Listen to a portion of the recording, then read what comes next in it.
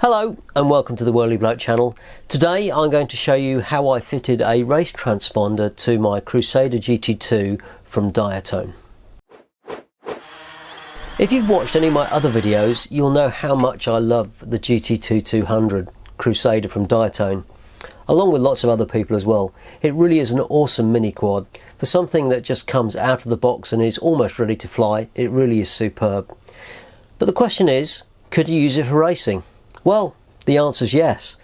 I've actually used it alongside some of my purpose-built racing quads and I found it stands up pretty well. The only thing you're going to need to do is fit a race transponder if you're going to do any serious racing. So what I'm going to do is show you how I fitted an I-Lap drone transponder, a race transponder, to my GT2. The main thing is just knowing where to pick up some power for this. So let's see how we do that. Okay, so I've already taken the top plate off, and if we look at the instructions for the data sheet that comes for the D-Link flight controller,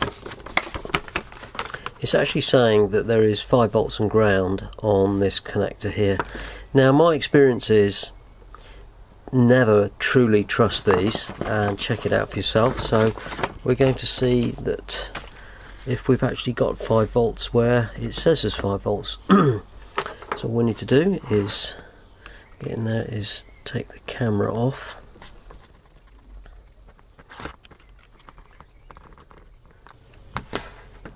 and you just need to loosen these two mounting pillars here. You don't need to actually take them off completely.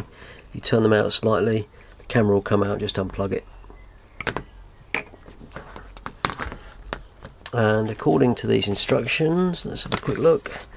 It's saying that we have got on this connector here, the flight controller board, I don't know whether these are pins 1 and 2, but it's these first 2 pins on here are ground of 5 volts. So if we grab our bag of cables, it comes with the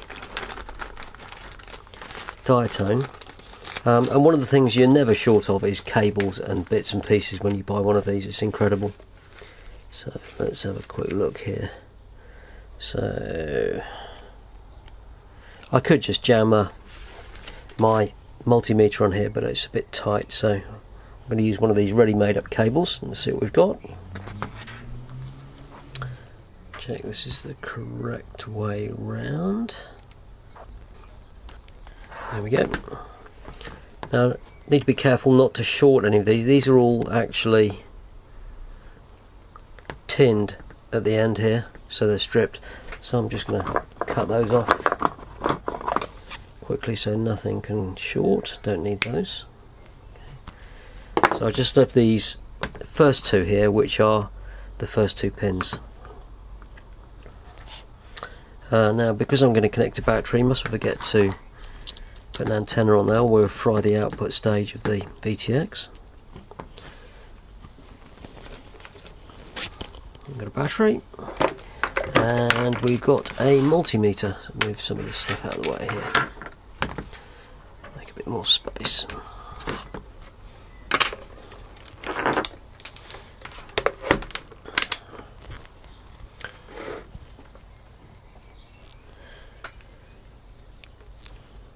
So we're looking for 5 volts on these first 2 pins.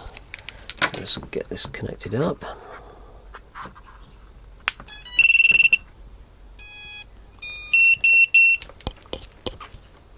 And let's see what we've got here. It says ground was the first pin and 5 volt was the second pin.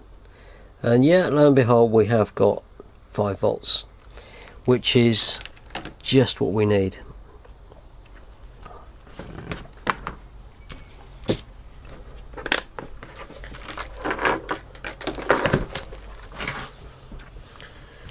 So I'm not going to use this big connector here. I think what we'll do in the many bits of wire, there's some nice 2-pin connectors, and that will just slide in there quite nicely. We're not going to be taking this off frequently, so we won't, not plugging it in regularly, so we're not going to get it the wrong way around. So what I use for all my racing as transponders, I've tried loads of different transponders on all my racing quads. Basically these I-Lap drone transponders are brilliant. I've never had one fail. You can get transponders which will actually plug directly into the balance lead on your LiPo, and I found those are a bit unreliable. Maybe just bad luck on my part. But what I like to do is have a flying lead on all my quads that I'm potentially going to be racing, so that if I crash one and I want to switch quads, I can just unplug this and plug it into a new quad. Nice and simple. So I use these JST SH 2-pin connectors. You can get these all over the place. There's loads of them on eBay.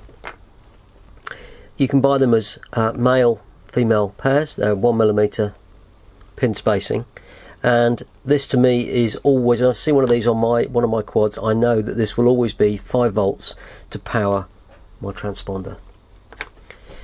So what we're going to do is simply make up, if I can find it, I've got one here already. I've taken one of these connectors that came with the GT2, and strip back one of these males off here and simply made up a nice little lead like that. That is about probably 2 inches long. So what we can do now is we can plug that directly into here. A little bit fiddly.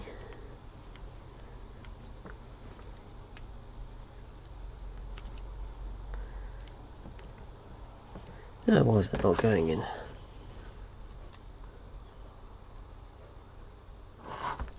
It would help if I was plugging the right end in. There we go. So we've got a nice short lead, and I can leave this tucked away in here, and then whenever I want to go racing and I need a transponder, I can just plug this in. So let's just check that that's working. I'll leave links to where you can buy these I-Lap drone transponders. If you're in the UK, you can't find them anywhere. I just buy them direct from I-Lap from the US. So we can plug that in there. These are keyed, so you're not going to get these the wrong way around if you're swapping it around.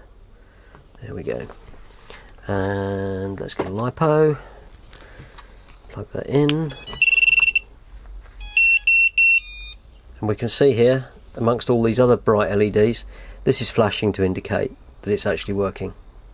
So that's great. The power consumption of these is very low. I can't remember what it is off the top of my head, but if the power supply on here wasn't enough, this wouldn't power up. But this only takes yeah, a few milliamps at the most. Okay, we'll leave that plugged in there. Okay, so that was pretty straightforward. So that's really all you need to do to go racing.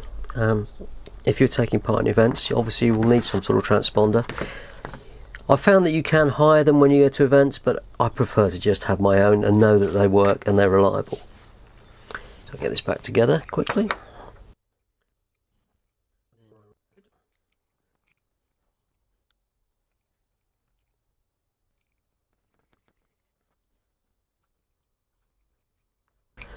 Okay, so once you've got that in and these mounts here are square against the camera, you can just nip up the cap head screws that are underneath. And there we go. So you can see the sort of thing that you might want to do is, generally when I'm racing, I'm not using an HD camera on top. It's just extra weight. So that will just tuck down in here.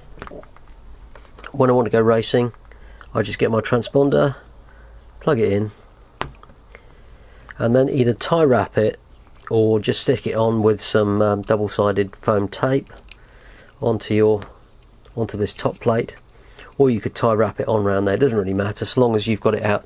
The best way to have it is, well, depending, usually it's dictated by the race director, but it's fairly common to have it poking out the right hand side. So I would just tie wrap that on there, and then if I crash this quad and I want to swap it for another one, I just take that off, unplug it, get my new quad and plug it back in, and then we don't have to re-register the transponder, and I'm back up and running. So that's all you need to do. It's all pretty straightforward, and the GT2, to be quite honest, makes a very creditable racer for an out of the box, ready to fly quad. I hope you found that useful. As always, if you've got any questions, leave them in the comments and I'll try my very best to answer them. I'll leave you with some gate practice footage that I took last weekend using the GT2, and I'll also put all my settings that I've got on the flight controller if that helps anybody, PIDs and so on. And we'll see you next time.